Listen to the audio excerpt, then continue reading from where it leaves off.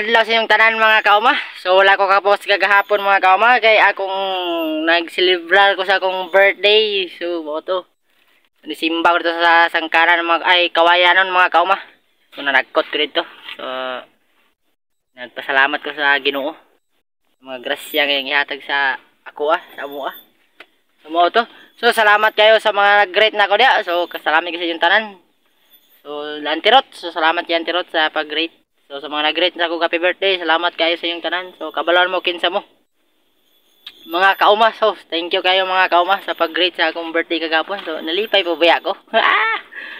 So naginagmay na magapon mga kauma. So naginay tagay-tagay wa, di mo ginawala, stress story na yon. So okay kayo. So sa niyan silang Jason, no, si Isad, ako mga amigo diri. Salamat kayo sa pag-ani. So nagkanta pud mi. So mo to. Naglipay-lipay sa mi kagahapon. So, thank you very much guys sa inyong pagani. So, puho na sad. So, shout out ko sa mga nag-great da. So, kabalon mo kinsa silang kuan. Silang si to? Mga silingan ako diri. So, di na tamo isa sound kay dagan mo. So, salamat kayo. So, mga kauma. So, nag-wish na ko gamay nga baskog may permi diri sa pag-uma-uma.